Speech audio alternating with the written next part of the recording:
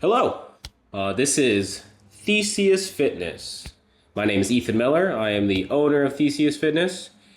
I figured the first video I wanted to put on the YouTube channel and wherever else this ends up would not really be anything about the company itself or my training style or anything like that, but more of a little bit of a personal video so you guys get to know the man behind the screen, me, Ethan Miller, and why I decided to start this business and my overall arc of my fitness journey and how I ended up where I am today. So here's the video. Here's how we go. Let's begin.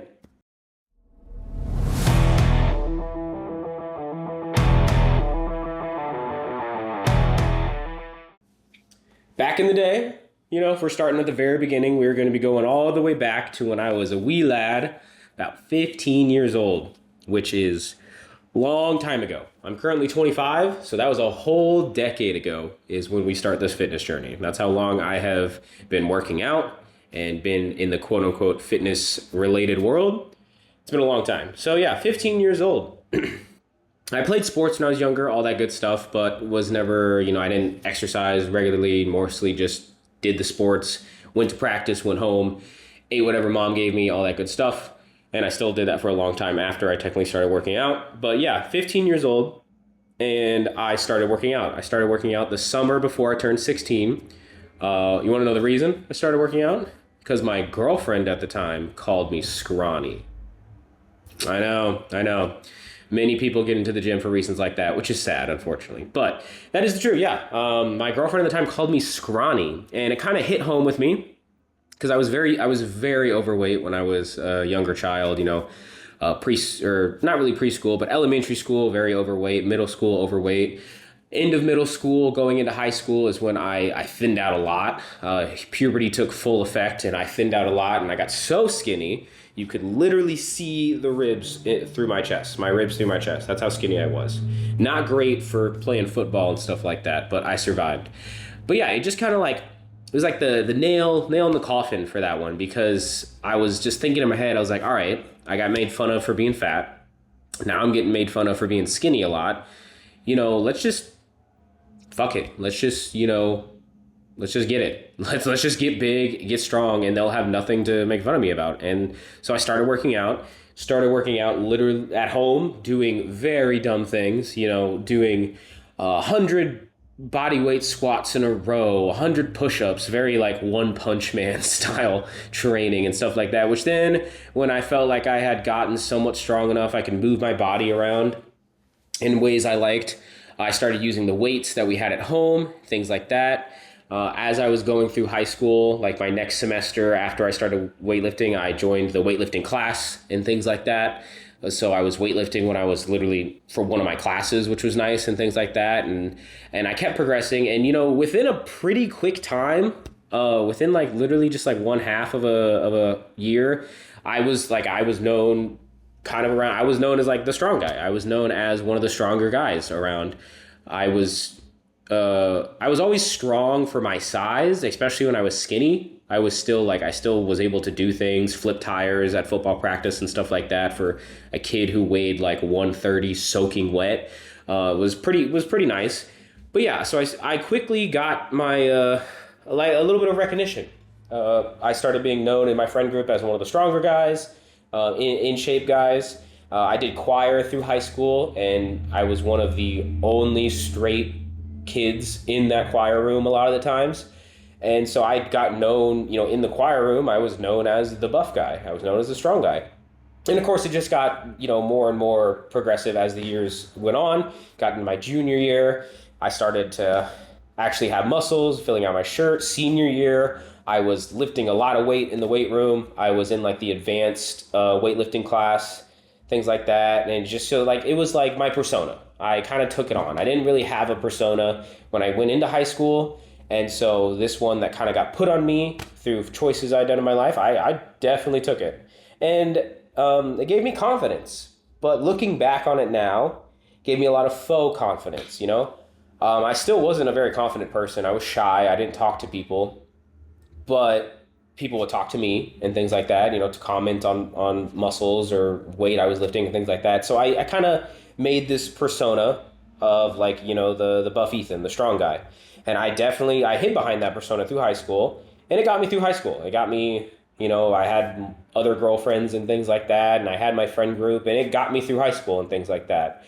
And it was a lot of fun. It was a good time. I was one of those kids where I was kind of friends with everybody. I had my persona, and yeah. So, anyways, that was like 4 years, almost 4 years. I was consistently working out, and I did so many types of dumb workouts. I literally there was a point where I was working out every single day. I was working out 7 days a week, no rest days, and I did that for months. I could not even imagine doing that right now, and that just shows, how inexperienced I was at the time, that I wasn't even working out intensely enough that I could, be doing that. I came across things like I injured my back a little bit my senior year from deadlifting with horrendous form, of course, as every high schooler does.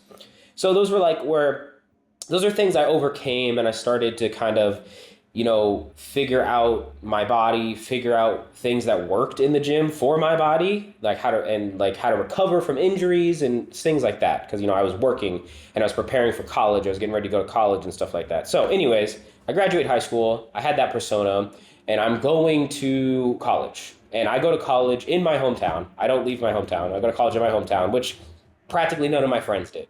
A lot of my friends left. They all went, either out of state or just to a different part of the state for college. So and I was also going into a music program. I decided to not do anything fitness related because it just kind of wasn't clicking in my head that was something I could do. So I went into music because has been a very big part of practically my entire life. So I went into music. So I was going into a program, of course, where I had like no friends.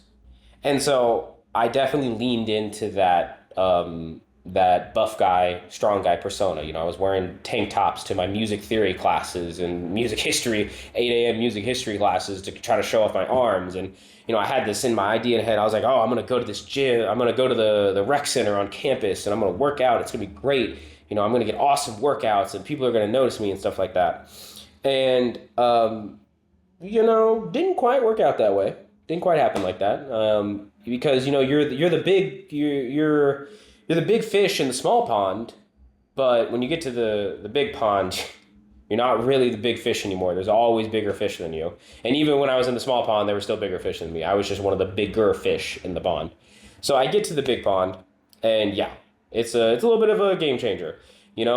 First off, going to the music program, and I learned that not a lot of people care. There were people that noticed me in my classes and stuff, and it was one of the first things they noticed about me a lot of the times was my muscles and things like that. But yeah, not a lot of people cared. And going into the gym, kind of had my faux bravado, gonna get big. And of course, there's people in there who lift more than me. Of course there are. And then there's people in there who look a lot better than me. Which that was kind of my freshman year was kind of when I really started getting hit with like, oh, you do not look like these guys. You do not have that six pack like that guy there. And that guy is kind of also lifting more than you. So that was a kind of kick in the butt, realizing that kind of made me reevaluate some of my own things. Because for a long time, I was really focused on just lifting weights. Like I felt like that got me enough. But then I kind of had to be like, okay, well, I kind of went down the power lifter route that a lot of people do, where it's like, oh, I may not be as lean as them, but I'm going to lift more than them. So I did that. And for, I worked out consistently through all 4 years of college. I, was working out mostly 5 days a week, pretty consistently. I would work out. I think I would have Thursdays off and Sundays off. So I'd work out Monday, Tuesday, Wednesday, take Thursday off, Friday, Saturday, Sunday off. And I practically did that split almost my entire 4 years of college. So yeah, and I was focusing a lot of just lifting a lot of weight. And I did. I got strong. I never really was tracking my nutrition, just doing the classic college kid thing, eating whatever mom cooked at home, because luckily I was able to stay home for college, save some money there. But yeah, just eating whatever mom cooked. And of course, browsing social media, which would give me new workouts to do and things like that and things to try. And, I was just collecting information. A lot of it was from social media at the time, but also it was experimenting on my own body. I was the guinea pig. I did that all 4 years, and it was about my sophomore year, I decided to get a minor in health wellness, because I was said to myself, if I was getting this music degree and I didn't pursue any sort of kinesiology degree or science exercise, I still wanted to have knowledge. I wanted to have some more knowledge about fitness. And so health wellness degree was what I decided, or health wellness minor was what I decided on. So I took some college level courses on nutrition, different stages of the life and fitness throughout those stages of the life. I took a course on actual exercises themselves, how to do certain exercises properly and things like that. The literal biomechanics of the body and the anatomy of the muscles and the joints and things like that. And that really was really sparking my interest. That was really hitting the brain spot for me. And I felt like I was learning a lot from those classes, and I was really paying attention. So, we get there, we keep going through college, I'm getting stronger, and I'm at my senior year, I'm getting ready to graduate, and I'm still pretty well known as the strong guy. It's pretty well all through the music school, I'm known as the strong guy. Not to toot my own horn, but I think I was probably the strongest, if not one of the strongest, if not the strongest guys in that music school. And so, yeah, that was my persona still, but it wasn't as much faux confidence anymore, because it was real confidence, because, by the time I was graduating, I was 22. I was practically a man. I was a man at that point, and I really leaned into it more, and I had more knowledge and things like that. And so I was like, okay, we'll finish this degree and we'll kind of figure out what to do next. And so I finished the degree, and some personal things happened in my life by the time when I practically graduated. It was practically a couple weeks after I graduated. Broke up with my girlfriend at the time. Well, we weren't even dating at that point. We just officially called it quits. And that hit home. That hit pretty rough. And I had another moment. I had another nail in the coffin moment that I had way back when I started working out, when I was 15. So 7 years later, I had another moment, and I said, fuck it. I said, I'm getting strong. As you can see, I kind of have a trend. When I hit those moments, I decide to just get really strong and to try to hide behind the muscles. And I did. I went from I was sitting at 190 almost my entire 4 years of college to bulking up to 220. And I stayed at that 220 for months. And I was strong. I was proud of myself. Even though I didn't look the way I wanted by any means, I knew I was a big guy. I knew I had a lot of blubber. I knew there was also a lot of muscle under there. I was repping out 315 on bench. I was damn near pretty close to hitting a 500-pound squat. I was able to max out machines in the gym I worked out at. I was working out at a private gym, Iron House Gym. If you guys know that place, it was right next to my house. So close. It was family owned. It was small, but they had really good equipment. They had a good atmosphere. Not a lot of people came in, so I didn't have to fight for machines like at, a Planet Fitness and stuff. And I got big and I got strong. And I learned more. I learned more about myself, because I was forcing myself to eat more, and I was kind of I wasn't tracking my calories, but I was tracking the protein that I was eating. So I knew I was getting the protein I needed, because it was that point in social media where everybody kind of was talking about how much protein you should be eating. Protein was really taken off at that point. So I knew I was eating the protein I needed to eat. And there were guys at the gym who were bodybuilders. They were soon to be bodybuilders or were already bodybuilders. And I was watching them. I didn't talk to a lot of them, but I watched a lot of them, and I watched the exercises they were doing and how they did things like that. And I was trying to incorporate stuff like that into my workouts. And I was just, I kind of make the joke that, I was doing the Sam Sulek thing before Sam Sulek got like crazy popular. I was going mad in the gym for that gap year, because I took a gap year after I graduated and got my degree. For that gap year, I was going crazy in the gym. I was going hard. And then I was working full time, getting big, getting strong, and of course at my job, I was once again that the persona never leaves me. My muscles are one of the first things people always notice about me, and that's probably never going to change until I hit like 80 years old and I lose all my muscles, because I plan on still being a buff old guy. So I'm going to do my master's. I plan on that. That's another life point for me. And all this whole time I'm doing fitness and I'm working out. I plan that I'm going to do my master's, and I decide to do my master's halfway across the country. I decide to change up my life and move halfway across the country. So I move from my town in Missouri to the sunny sunshine state of California, which is where I am right now. I move out to California, halfway across the country, and I talk myself before I move out here. I say, you know what? We have all this muscle. We're huge. We've done the powerlifting thing for so long where I've just focused on moving so much weight that I possibly can. It's time to change. After lifting I was almost 23 at the time, I was 23 at the time. After lifting for practically 8 years, time to just kind of switch it up, like really switch it up. And I did my first ever official cut. I tracked all my calories. I cooked practically all of my own meals. And I started that the March before I moved, and then I moved in August. And I ended the cut in November after I got here in California. So the November after the August. So if you do the math, that was like 8 months that I was on that cut. Long time. I went from 220 to 167.8, I think it was. That was the lowest I ever saw on the scale one morning when I was weighing myself.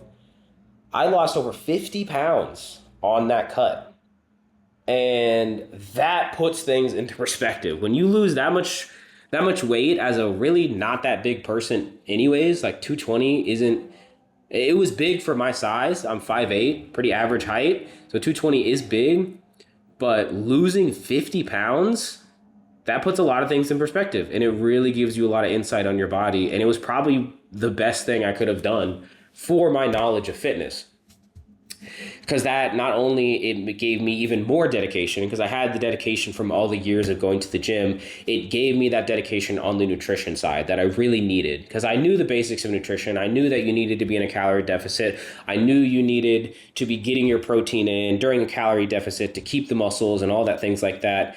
But you learn all that stuff and you watch the videos and you do the research, which I had done, but until you put it into practice, it does not give you any sort of perspective. And so I did that, and it was great. I got down to a pretty crazy physique for someone who was. I'm going to put some pictures. So picture one, boom, that was me when I was like 220. I don't know if it's covering the screen or not, but 220. And then, boom, that was me near the end of my cut. Hopefully those are decent pictures and you can kind of see what all happened. I had abs and things like that. And I had striations in the arms and the shoulders. And so my persona shifted. I went from being big, strong guy who moves a fuck ton of weight to shredded guy who knows things and is like I saw a little bit more intellectual, just because I had that nutrition side of knowledge, which is kind of funny because like I had a lot of knowledge and things about strength still, but you're not really seen as an intellectual person. It's more of the nutrition stuff where people really see you as smart.